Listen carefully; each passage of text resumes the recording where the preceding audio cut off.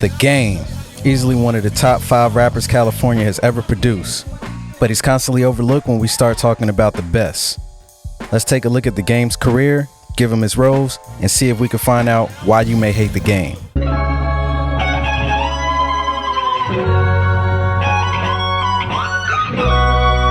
Jayceon Taylor was born in Compton, California. His upbringing was quite turbulent, spending time in foster care as well as gang activity happening all around him as a kid. He had aspirations for playing basketball at one point, playing on a high school team with Baron Davis, Tyson Chandler, Tayshaun Prince, and Gilbert Arenas. Game would end up following in his brother's footstep and joining the Cedar Block Pyrus. One night, while playing Madden on his PlayStation 2, Game was robbed and shot 5 times, which resulted in him being in a coma for 3 days. While Game was healing up, he asked his brother to pick up a few albums. All Eyez on Me by Tupac, Death Certificate by Ice Cube, Reasonable Doubt by Jay-Z, Illmatic by Nas, Ready to Die by Biggie, Doggy Style by Snoop Dogg, The Chronic by Dr. Dre, and some others. He studied these albums to the T. He started learning song structure, storytelling cues, where to insert ad-libs, and just combining everything he heard and applying the style to himself. According to Game, he started out calling himself MC Compton and Mike Rockwell. His grandmother called him Game as a kid since he played video games all day. His sister suggested he go by The Game, and there it was.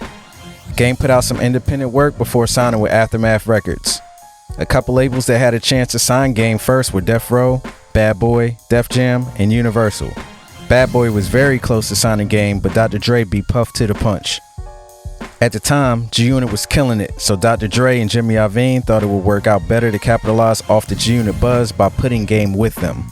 Over the next 2.5 years, Game and Dr. Dre put together his debut album, The Documentary. The documentary had a lot of hype built around it. Game had features with 50 Cent, Eminem, Mary J. Blige, Busta Rhymes, Marsha Ambrosius, Faith Evans, and Nate Dogg. He got production from the biggest producers in the game, Dr. Dre, Cool and Dre, Kanye West, Scott Storch, Havoc, Just Blaze, and Timbaland to name a few. This album didn't only live up to expectations, it exceeded them by a long shot. You got commercial success and clubs jumping with Hate It or Love It, and I ain't going nowhere so you can get to know me. Put You on Game, and How We Do. We make a move and act the fool while we up in the club. You got amazing storytelling on Start From Scratch and Like Father Like Son. This album had it all. The album went 5 times platinum at the time. Game was scorching, but things were falling apart with the G-Unit relationship. It resulted in Dr. Dre and 50 Cent cutting ties with Game because 50 was a bigger rapper at the time, and Game going with Geffen Records. On Game's second album, The Doctor's Advocate, he set out to prove he could make good music without Dr. Dre, and that he did. Game got most of the producers to return to produce on the follow-up with a great roster of features.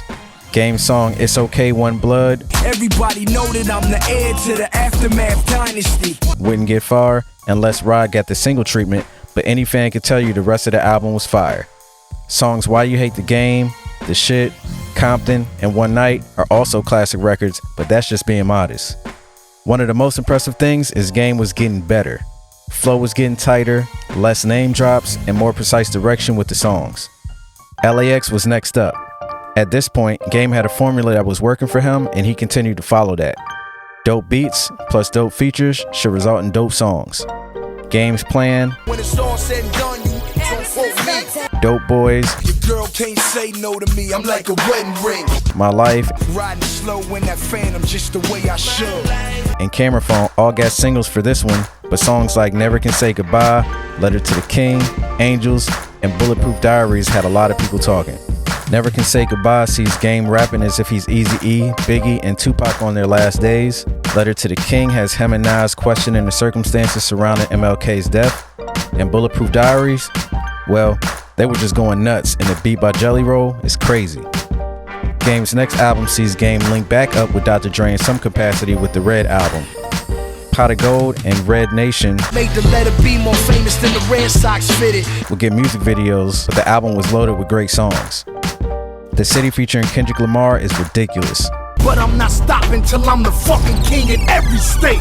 Martian vs. Goblin has him and Tyler going off, while Tyler makes clear fun of Game's constant name dropping. And that shit was expected like Jason whenever he name drops. Fuck you, Tyler.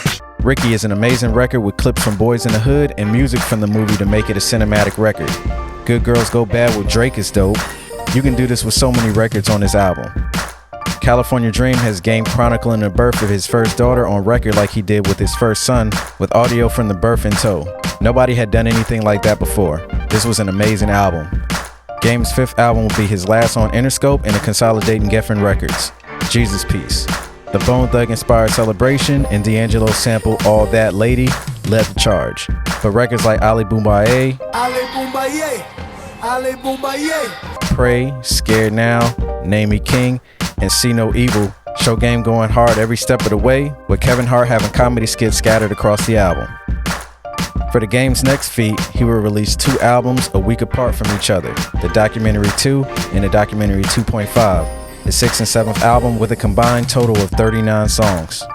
Usually naming a new album after something that is regarded as a classic is a no-no, but Game stick to landing. In so many ways, you can say Game was 10 times better than he was during his debut, but the atmosphere that surrounded the debut album wasn't there. It's still an amazing album and an incredible achievement. Once you turn this album on, it's pretty hard to find a skipper. Game's flip of On and On from Erykah Badu was crazy. Game getting Dr. Dre and Ice Cube on the record will easily get fans excited. Standing on Ferrari used the same samples as Kicking the Door by Biggie, and it's fire. You can do this all day. The only single from this album is 100 featuring Drake. Don't even matter, dog, cause I'ma always be a real nigga. 2.0 came off as a good sequence album, with 2.5 being a voyage into the reasons behind some gang activities and feeling a bit more West Coast sounding. These albums are incredible and the Game knew it. With so much work done with 2.0 and 2.5, you'd think Game would slow down. Nope. 1992 came out 12 months later. This album sees Game setting an album in 1992, California, during the times of the O.J. Simpson murder trials, the LA riots, and the NBA Dream Team. The album was positively received by fans, while Game continued to solidify how great his discography is. The album even has some beats that have that early 1992 vibe, with strong standouts like Savage Life, The Juice, Fuck Orange Juice, I Grew Up on Wu-Tang, and What Your Life Like, but the whole joint goes. Born to Rap, Game's ninth album, was spoken of as if it was his last album, but this was one of his best pieces of work. Westside and Stainless were the singles, but the album is full of haymakers. No Smoke featuring Miguel sets a great tone for an album featuring songs like Gucci Flip Flops, Born to Rap, Welcome Home featuring the late great Nipsey Hussle, Hug the Block, Ask for Me, and many others. We have gotten word of a new Game album coming soon, produced by Hit Boy, with a pair of songs hitting the web, with Easy featuring Kanye West getting the most buzz so far.